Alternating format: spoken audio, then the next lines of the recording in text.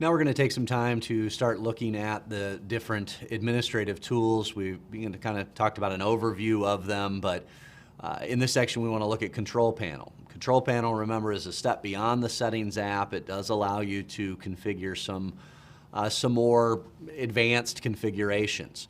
And it does play a diminished role in Windows 10, but it remains there, and it doesn't appear that it's going anywhere. And basically, once you get to the end of what the Settings app can do, you usually find a link to different places in Control Panel that can continue on with more advanced stuff. Control Panel is accessible via search. So we've seen that if we search for a term, often the Control Panel applet is the first one that shows up above the Settings app.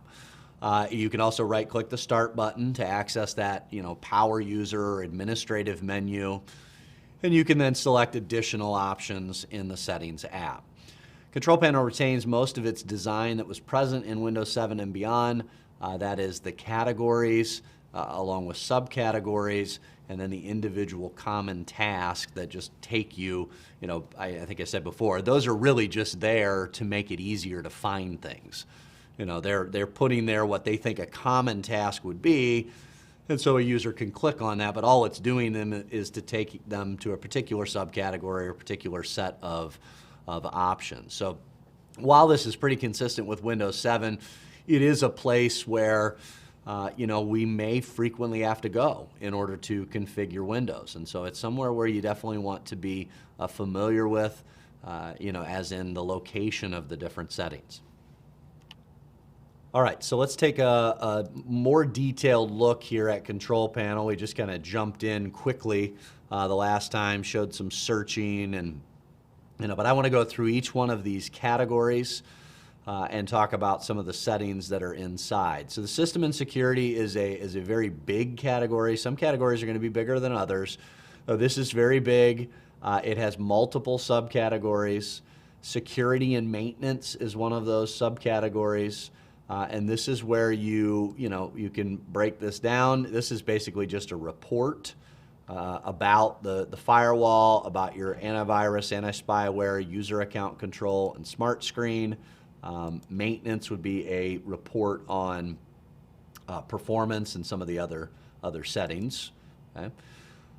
And then you can get access into other areas like recovery.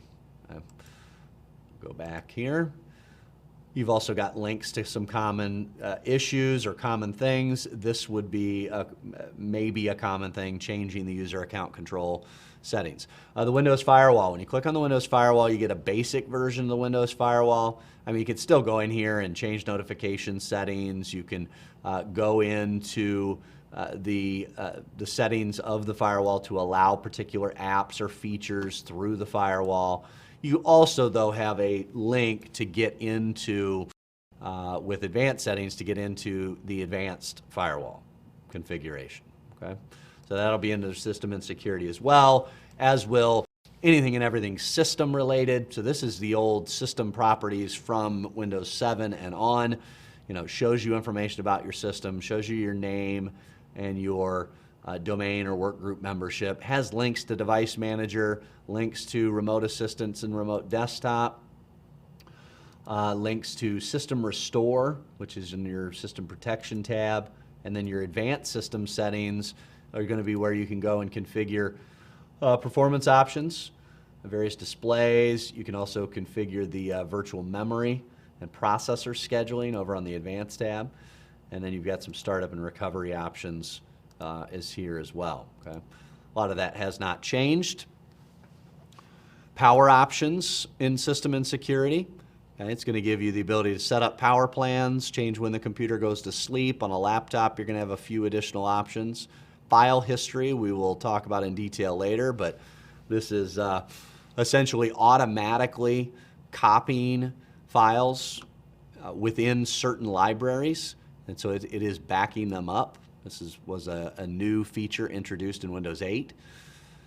You have the old backup and restore, which is technically a Windows 7 option, and so they have it still here because we want to potentially restore files from those backups. BitLocker, storage spaces, which is a drive management feature, work folders, which is synchronization feature and you can connect to a work server, and then all the data in a particular folder synchronized across devices. And then we've got your administrative tools, and you've got some tasks here. Free up disk space is your disk cleanup, defragment and optimize drives.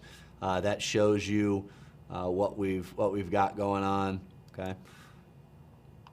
And then a task scheduler. All right, so let's jump down to network and internet. Network and internet, the biggest thing probably is your network and sharing center. It's the one-stop shop for anything and everything networking, to set up new connections, to access existing connections, see their information, to go in and change actual adapter settings, to troubleshoot problems. You've got several diagnostic issues that are underneath the network category. So network and sharing center is a great place to go. Mind you, you can also get there by right-clicking the network icon and choosing Open Network and Sharing Center. Now you've got home group and internet options here as well. Hardware and sound's fairly decent size. Devices and printers is that utility that shows you devices, printers. It would show you any external devices like hard drives, cameras, those kinds of things as well. Printers and scanners too. Okay. We've got the autoplay options are listed here. The different view, you've got this over in settings as well, but you've got it in control panel. Sound, more power options, which it's interestingly enough takes you the exact same place. I don't know that I had noticed that before. So under system and security, you've got power options, and under hardware and sound, you've got power options, and it takes you to the exact same place.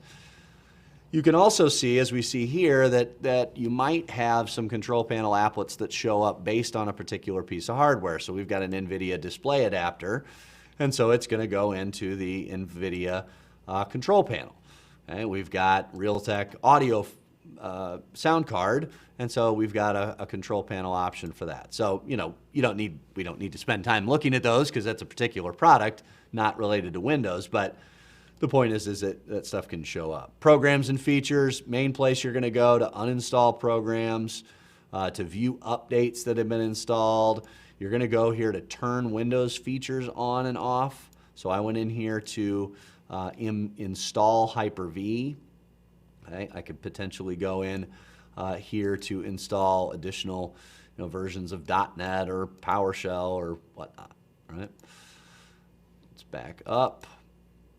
Default programs, very similar to the autoplay settings. In this case, what program is going to open up by default? And we already looked at user accounts, appearance and personalization. This is where you're changing themes and sound effects and screensavers, and the File Explorer options opens up this possibly familiar box to some, because it has to do with browsing and whether it's single click or double click, and are you showing hidden folders and hiding file extensions and those kinds of things, okay? And you can modify fonts. You get the display control panel there again. Date, time, language, regional options. If you need to change keyboard layouts, this is where you would go. Okay, you can modify. This has been slightly changed, but you can change those.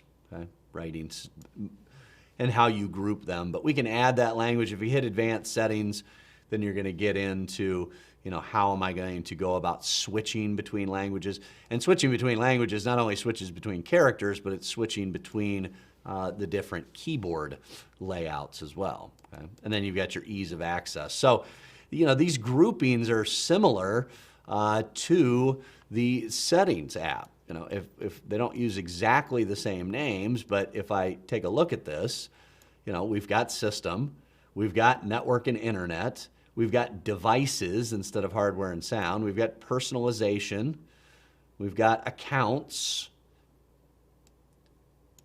time and language, privacy is a unique one, ease of access. So you've got a lot of similarities. Updates and security, they've kind of taken some stuff in system and security and split it up. Point is that it's pretty close right now. And actually what's going to happen, I think, at least what we're being promised, is that we're going to continue to see this kind of morph, and more from Control Panel is going to be added in to the Settings app. But as of right now, there's still a lot in Control Panel, much more than what you have in the Settings app. So you want to be familiar with those things. Utilize the search capabilities, but also kind of have a handle on where some of your more important tasks are located.